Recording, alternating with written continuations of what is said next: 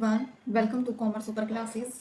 तो भाई इकोनॉमिक्स की जो ये क्लास रहने वाली है, यानी इसके बाद जो है ये थ्योरी ऑफ कॉस्ट पे है ये वाली क्लास। ठीक है, इसके बाद जो क्लास पेंडिंग रह जाएगी वो कौन सी क्लास होगी? मार्केट वाली होगी। ठीक है, कौन सी क्लास होगी भाई? मार्केट वाली वो क्लास होगी। और आज वाली जो है क्लास रहने वाली है वो थ्योरी ऑफ कॉस्ट पे रहने वाली है।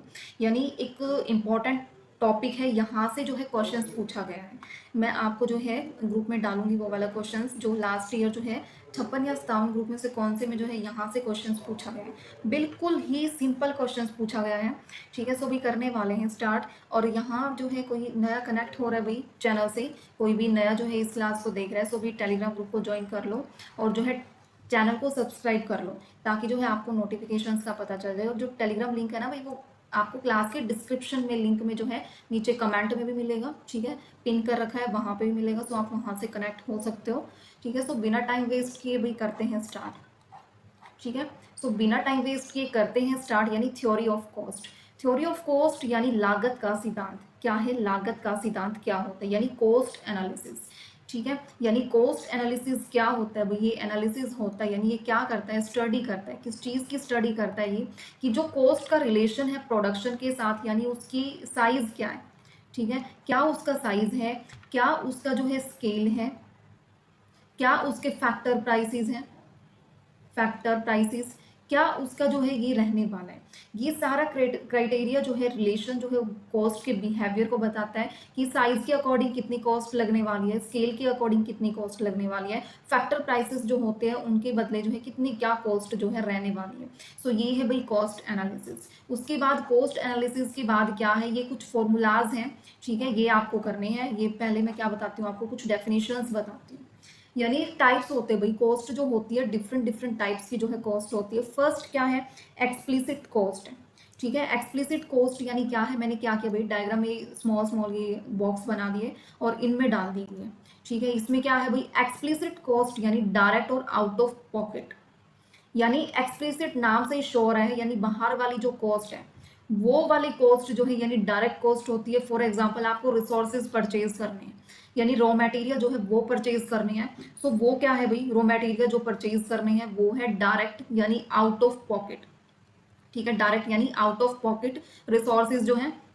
ठीक है, यानी आप क्या कर रहे हो? रिसोर्सेज जो है परचेज कर रहे हो और उसके बदले बाहर आप क्या कर रहे हो भाई? कॉस्ट यानी पेमेंट कर रहे हो। ठीक है, ये है एक्सप्लिसिट कॉस्ट। उसके बाद इम्प्लिसिट कॉस्ट क्या होती है? यानी इनडायरेक्ट कॉस्ट जो होती है, यानी स्वयं यानी खुद की एसेट पे जो लागत यानी जो कॉस्ट लगती है, यूज करते हैं अपनी जमीन का, इसको हम सेल नहीं करते रेंट के लिए। यानी इम्प्लिसिट यानी जो खुद के पास ही जो कॉस्ट रहने वाली है, बाहर जो है कोई पेमेंट वगैरह नहीं करनी पड़ती, यानी खुद की एसेट पे यानी खुद की संपत्ति पे जो है कॉस्ट लगती है। ठीक है, वो होती है भाई इम्प्लिसिट कॉस्ट।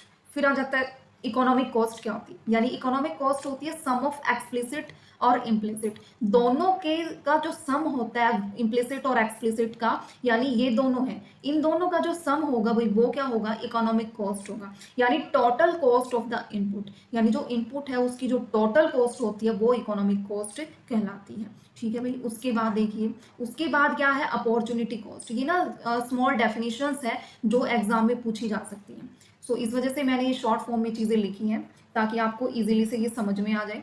फिर क्या है? Opportunity cost. अपॉर्चुनिटी कॉस्ट क्या होती है भाई? Value of next best alternatives, यानी अगले सर्वोत्तम विकल्प का त्याग जो होता है वो होता है भाई अपॉर्चुनिटी कॉस्ट।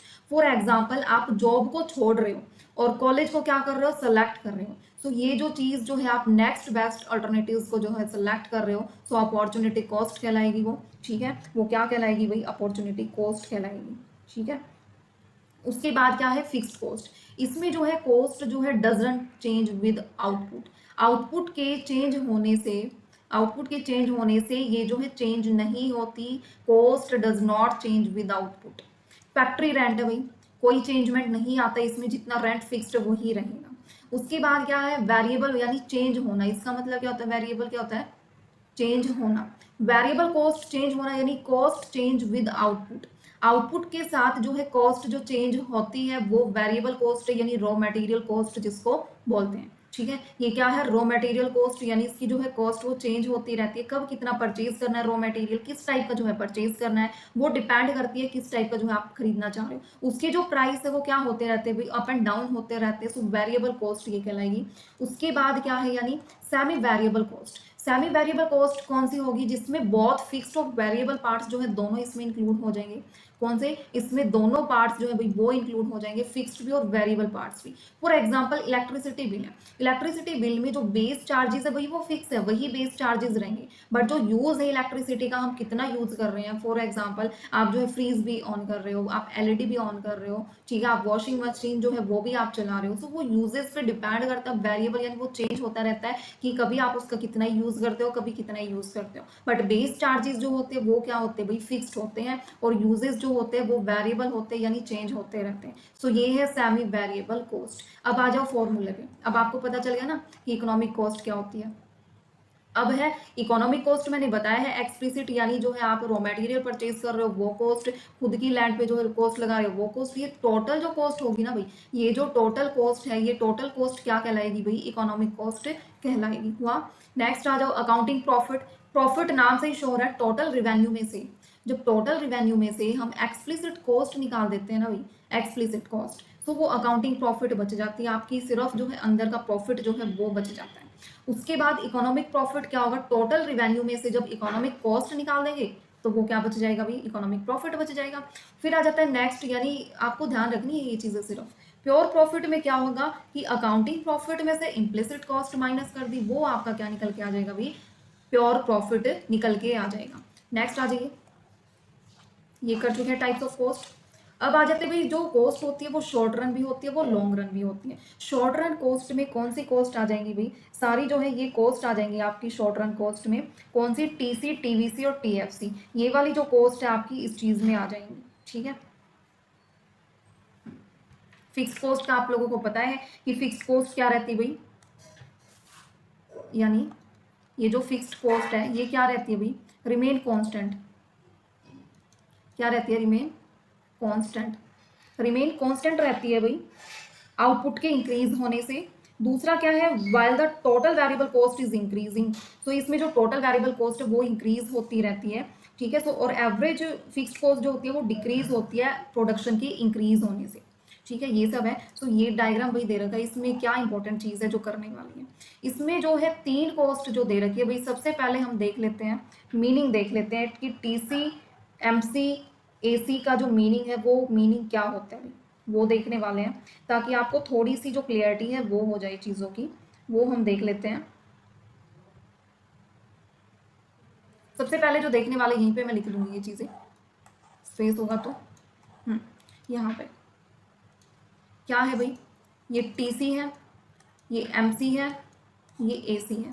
ठीक है, ये है टीसी। क्या होता है, टोटल कॉस्ट होती है, आपके एग्जाम में पूछा गया टीसी क्या होता है। टीसी क्या होती है भाई, टोटल कॉस्ट होती है, जो ओवरऑल कॉस्ट होती है ना प्रोडक्शन पे, यानी आप इसको ओवरऑल,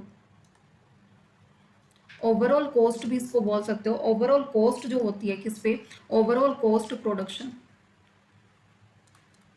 ओवरऑल कॉस्ट प्रोडक्शन जो है वो ये होती है, यानी ये सम होता है भाई, किस चीज का सम होता है, यानी fixed asset, fixed cost plus क्या हो जाएगी, वेरिएबल कॉस्ट, दोनों का क्या होता है भाई, ये सम होता है। उसके बाद क्या है, एवरेज कॉस्ट क्या होती है, एवरेज कॉस्ट क्या होती है, cost per unit of output. क्या होती है, cost per unit of output. ठीक है भाई, पर यूनिट ऑफ आउटपुट होती है ये वाली कॉस्ट। और ये कैसे कैलकुलेट की जाती है भाई, एसी जो है कैसे कैलकुलेट की जाती है, जो टोटल कॉस्ट होती है ना उसकी अपॉन में क्वांटिटी कर दोगे तो आपकी एसी निकल के आ जाएगी। फिर आ जाता है भाई एमसी। एमसी में क्या है, एमसी में यानी एडिशनल कॉस्ट जो इंकर्ड होती ना एक one more unit of output से, यानी एडिशनल, यानी इसमें क्या होगा भाई, एडिशनल कॉस्ट इंकर्ड होगी, एडिशनल कॉस्ट जो है वो इंकर्ड होगी producing one more unit of output,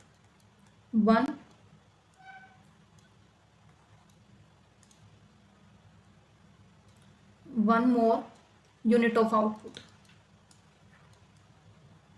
ठीक है भाई, तो ये क्लियरिटी होनी चाहिए थी। एमसी यानी additional, cost per unit of output यानी ये average cost, and total cost overall production की जो कॉस्ट है, fix cost plus variable cost, ये क्या है भाई, टोटल कॉस्ट।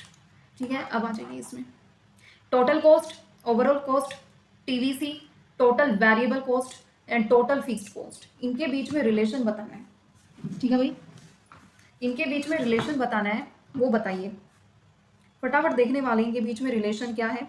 यानी सबसे पहले जो टोटल फिक्स्ड कॉस्ट है वो क्या है भाई, फटाफट देखो, आपको सारी चीजें मैं बताती चलूंगी साथ के साथ, नोट डाउन करना है तो कर लेना। ये जो है भाई टीएफसी क्या है भाई, पैरेलल है। क्या है, पैरेलल है। किसके पैरेलल है ये, देखना जरा किसके पैरेलल है, जो एक्स एक्सिस है ना भाई, इसके ये पैरेलल है। हो गया इतना, ठीक है।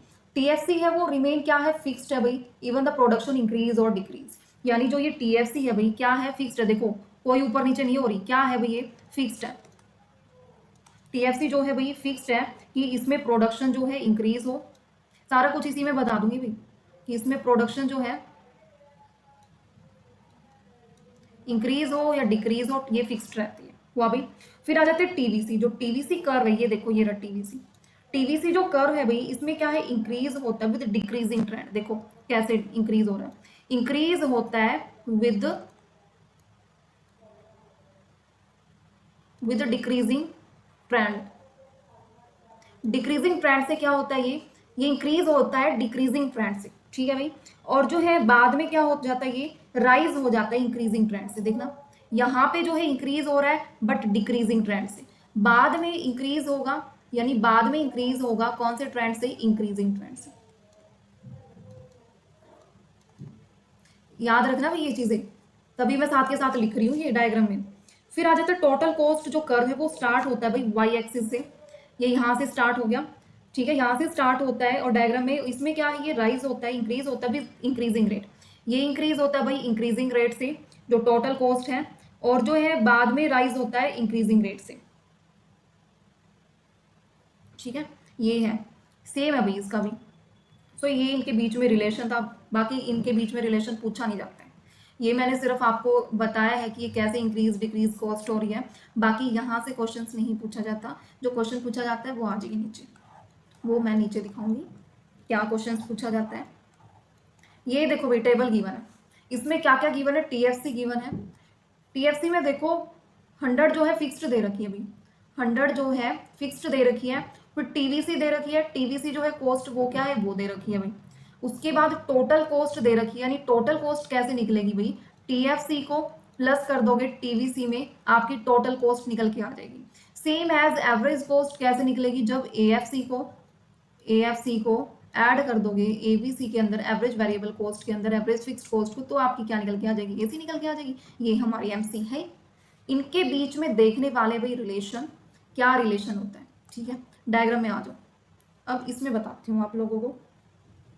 देखिए भाई इसमें जो एएफसी कर्व है वो क्या है, decrease with the result in output, decrease हो रहा है। देखो देखिए क्या हो रहा है अभी, डिक्रीज हो रहा है, डिक्रीज हो रहा है ना, ये है। फिर एएफसी कर्व जो है उसका स्लोप जो है डाउनवर्ड है। ठीक है, स्लोप क्या है भाई, डाउनवर्ड है, राइट टू द राइट, क्या लिखना है, टू द राइट। हो रहा है ना भाई, डाउनवर्ड हो रहा है, कौन सी साइड हो रहा है, राइटवर्ड। ठीक है भाई, उसके बाद क्या है, और इसको बोलते हैं रेक्टेंगुलर हाइपरबोला। आपसे क्वेश्चंस में पूछा जा सकता है कि एएफसी जो है वो, उसका जो कर्व है वो कैसा है, वो है भाई रेक्टेंगुलर हाइपरबोला। रेक्टेंगुलर हाइपरबोला जो ये कर्व है, याद रखना है भाई, इंपॉर्टेंट है। ठीक है, उसके बाद क्या है, एसी जो कर्व है, ये है भाई एसी, आप इसको बोलोगे। इसका जो कर्व है भाई यू शेप है, कैसा है, यू शेप है ना, यू शेप। देखो कैसे बन रहा है, यू शेप है। ठीक है भाई, उसके बाद क्या है, एबीसी जो कर्व है वो क्या है, ग्रेजुअली डिक्रीज हो रहा है। एबीसी कर्व देखो डिक्रीज हो रहा है, हाँ जी डिक्रीज हो रहा है। उसके बाद जो है डिक्रीज होने के बाद इंक्रीज होता है, देखो फिर इंक्रीज हो रहा है, बिल्कुल इंक्रीज हो रहा है। और बाद में ये क्या बन रहा है भाई, यू शेप बन रहा है। ये क्या बन रहा है, सेम एज यू शेप का बन रहा है। ठीक है, इसको यू शेप का बोलेंगे। बट इसमें क्या चेंज हो रखा होता है भाई, यहाँ पे टीसी, यहाँ पे जो है एसी और एमसी क्या हो रहे हैं, इक्वल हो रहे हैं, एसी इक्वल टू एमसी। ठीक है, एसी इक्वल टू एमसी। अब मैं आपको इनके बीच में रिलेशन बताती हूँ, किसके बीच में रिलेशन बताऊंगी, जो रिलेशन बताने वाली हूँ एबीसी, एक तो इसके बीच में और किसके बीच में, एमसी के बीच में। यानी इसके बीच में और इसके बीच में रिलेशन क्या होगा।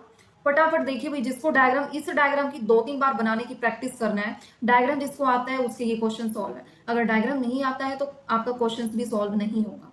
ठीक है, सो इसमें देखिए भाई, यानी बोथ एबीसी और एमसी कर्व जो है दोनों यू शेप के हैं। सबसे पहली बात ये लिखो, दोनों क्या है, यू शेप। ठीक है, कौन दोनों, एक तो भाई एमसी, दूसरी कौन सी, एबीसी। नेक्स्ट, जब एबीसी गिर रही होती है सो एमसी इज बिलो एबीसी, ये आपको लिखना है, ऐसे क्वेश्चंस पूछे जाते हैं। जब एबीसी जो है नीचे डिक्रीज हो रही होती है, एमसी भी डिक्रीज हो रही होती है, बट एबीसी किससे कम होती है भाई, एमसी से होती है कम, एमसी से। ये वाला पॉइंट भी लिख लो, यही रिलेशन बताना है भाई, यही तो होते हैं रिलेशन इनके बीच में, कि क्या रिलेशन है, कौन कब कैसे डिक्रीज हो रहा है। तो फर्स्ट तो ये है दोनों यू शेप है। सेकेंड क्या है कि दोनों जो है क्या है भाई, जब एबीसी गिर रही होती है, अब इसमें ना जब एबीसी फॉलिंग, तो एमसी का क्या होगा भाई, एमसी का क्या होगा उस टाइम पे, यानी बिलो होगी। एमसी क्या होगी भाई, बिलो होगी किसके, एबीसी के। एक बार डायग्राम में देख लेते हैं कैसा क्या है। बिल्कुल भाई, ये देखो ये एमसी है और ये आपकी एबीसी है, ये दोनों क्या, ये डिक्रीज हो रही है डिक्रीज, बट ये बिलो है किससे, एमसी के। ठीक है, नेक्स्ट आ जाइए। नेक्स्ट और क्या होगा, जब एबीसी राइज होगी, जब एबीसी जो है राइज होगी तो एमसी का क्या होगा भाई, एमसी का क्या होगा, एमसी अबव हो जाएगी, एमसी क्या हो जाएगी, अबव हो जाएगी। थर्ड में फिर भी, थर्ड में फिर एबीसी का क्या होगा भाई, एबीसी ना ही तो गिरेगी ना ही फॉल होगी, ये वाला कब होगा भाई, जब दोनों एमसी इक्वल टू एसी दोनों हो जाएंगे, ना ही तो ये राइज होंगी ना ये डिक्रीज होंगी, कुछ भी नहीं होगा। बस ये है भाई रिलेशन दोनों के बीच में, मैंने जो बता दिया है बस। अब आ जाओ नेक्स्ट। अब ये क्वेश्चन पूछा जा सकता है भाई, यहाँ से क्वेश्चन पूछा जाता है, रिलेशन एसी और एमसी के बीच में रिलेशन बहुत पूछा जाता है। और मैं आपको फिर से बोल रही हूँ भाई, डायग्राम की बहुत ज्यादा सख्त जरूरत है। एक तो ये वाला डायग्राम भाई बना के देख लेना, कैसे बना के, ये बनाया, ठीक है, सिंपली बनाया, ये बना दिया एसी और ये बना दिया एमसी, बस ये डायग्राम है बस। अब इसमें देखो भाई, व्हेन जब एसी जो है गिर रही होती है, ये एसी क्या है, AC is falling, AC is falling, but AC क्या है भाई, ग्रेटर है, ये क्या है, एसी जो है ग्रेटर है एमसी से, ठीक है बात है। सेकंड जो है एसी राइज हो रही है बट एमसी ज्यादा है इससे, ठीक है बात है भाई, ये यहाँ पे हो रही है। फिर जब एसी जो है कांस्टेंट होती है यहाँ पे, ठीक है, ये कब होता है भाई, ये काम, ये दोनों आपस में इक्वल होती है, सही बात है। एमसी इज ऑलवेज क्या होती है, लेफ्ट ऑफ एसी, लेफ्ट है ना एसी की, बिल्कुल लेफ्ट है, और कट करती है एसी को फ्रॉम इट्स लोवेस्ट पॉइंट। बस ये रिलेशन है भाई, है ना, कितना ईजी। सिर्फ आपको डायग्राम बनाना आना चाहिए, ऐसे बनाया, ये बना दिया एसी, ये बना दिया कट करते हुए एमसी, बस ये बन गया डायग्राम बस। और इसमें कैसे बना दोगे डायग्राम, इसमें भी सेम ऐसे याद कर लो कैसे बनाओगे भाई। ये है जैसे, सबसे पहले आप A F C rectangular hyperbola बना दो, ए एफ सी बना दिया, रेक्टेंगुलर हाइपरबोला बना दिया। अब आप बनाओ कि आपको जो है स्टार्टिंग में ए सी बना दिया, ऐसे बनता है ए सी, बिल्कुल सही बात है, ये ए सी बना दिया। उसके बीच में ए सी और ए एफ सी के बीच में क्या बनेगा भाई, ए बी सी बनेगा, क्या बनेगा, ये बन गया ए बी सी। अब जो एम सी है तीनों को कट करता जाएगा, ध्यान रखना है, ये एम सी तीनों को कट करता जाएगा, ये एम सी, कितना ईजी है, दिखने में टफ लग रहा होगा आप लोगों को, बट बना के देखना कितना ईजी है ना, कितना ईजी। बस फिर इनके बीच में रिलेशन पता चल जाएगा, ये इससे ग्रेटर है, ये उससे ग्रेटर है, बस।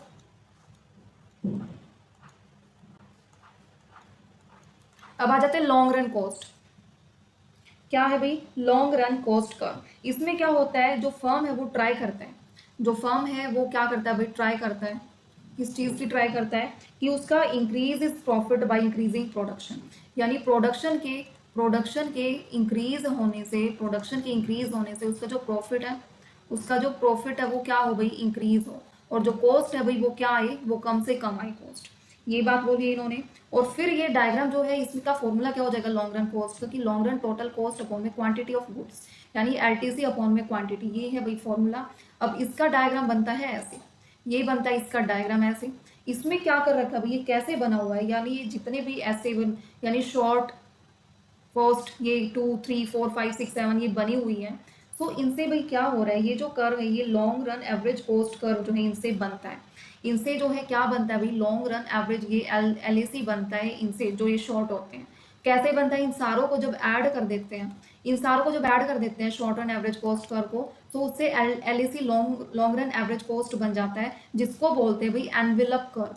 आपसे पूछ लिया जाए कि जितने भी सारे short run average cost curve है सभी को ऐड कर देंगे तो उससे क्या बनेगा भाई, एनवेलप कर्व बनेगा, यानी long run average cost curve. बस भाई इतना याद रख लेना, यही आपके लिए बहुत बड़ी चीज़ है। अब करते हैं एमसीक्यूज पे, आ जाओ एमसीक्यूज पे आ जाओ अब डायरेक्ट फटाफट। भाई जितना जो करवा रही हूँ ना, बहुत ही एक इजी लेवल से मैं करवा रही हूँ, ठीक है, कुछ भी टफ नहीं है इसमें कुछ भी। फर्स्ट क्वेश्चन आ जाइए, शॉर्ट रन में which cost can never be zero, zero कौन सी कॉस्ट नहीं हो सकती, याद रखना है भाई, जीरो कौन सी नहीं हो सकती, जो फिक्स्ड कॉस्ट है आपकी वो कभी भी जीरो नहीं हो सकती, क्योंकि वो जितनी कांस्टेंट है वही रहेगी। उसके बाद the cost which does not vary with level of output, कौन सी चेंज नहीं होती भाई लेवल ऑफ आउटपुट के साथ, कौन सी फिक्स कॉस्ट ही चेंज नहीं होती भाई, यही आ जाएगा इसका। नेक्स्ट, नेक्स्ट क्या है, when average cost is falling, यानी जो AC है, फटाफट डायग्राम बना लो। AC, ठीक है भाई, MC कट करते जाएगी, ये MC होगा। क्या बोला है कि AC इज फॉलिंग, जब AC है, जब ये फॉल कर रही होती है, MC विल बी, MC का क्या हो रहा होता है, ये है MC का क्या है, ग्रेटर देन AC, नो भाई, AC ऊपर है ये तो नीचे है, गलत है। सेकंड, इक्वल टू AC, नहीं भाई, इक्वल टू AC तो इस पॉइंट पे होगी, ये भी गलत है। फिर क्या हो जाएगा, लेस देन AC, हाँ भाई लेस देन AC है, AC ऊपर है और MC नीचे है, लेस देन AC है, ये वाला इसका आंसर हो जाएगा, बस है ना इजी।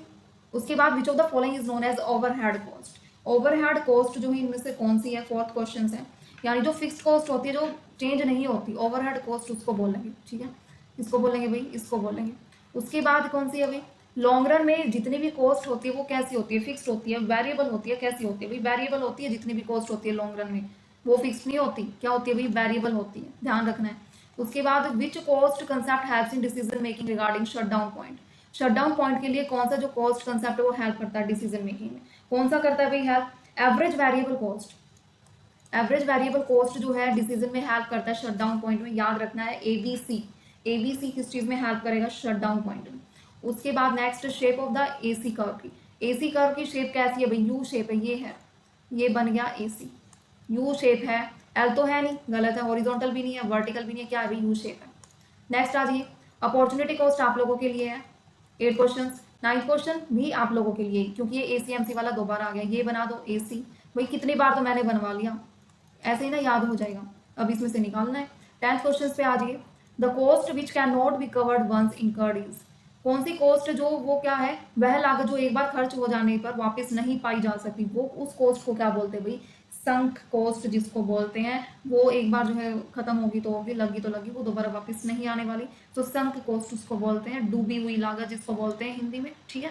सो यही है भाई, कंसेप्ट होता है फिनिश, यानी थ्योरी ऑफ कॉस्ट होता है आपका कंप्लीट, जैसे बताया है, जो बताया उतना कंप्लीट कर लेना, बाकी बहुत सारे MCQs मैं प्रैक्टिस में लेके आऊंगी, वहां से आपको और अच्छे से क्लियरिटी हो जाएगी क्वेश्चंस की, ठीक है। और जो है ग्रुप में डालूंगी जो क्वेश्चन जो है लास्ट ईयर पूछा गया TC वगैरह, तो बिल्कुल ईजी डेफिनेशन पूछी गई है, ठीक है भाई। कोई चैनल से जो है नया जुड़ रहा है सो भी चैनल को सब्सक्राइब कर लो, ठीक है। ये सारा कुछ जो है कंप्लीट हो गया आपका, बस एक लास्ट क्लास बच गई मार्केट से रिलेटेड, वो भी बिल्कुल शॉर्ट फॉर्म में करवाऊंगी आप लोगों को। और भाई कोई नया कनेक्ट हो रहा है तो टेलीग्राम ग्रुप को ज्वाइन कर लो, ठीक है, और प्लेलिस्ट आपकी बनी हुई है, ठीक है भाई। सो करते हैं एंड क्लास का, ठीक है।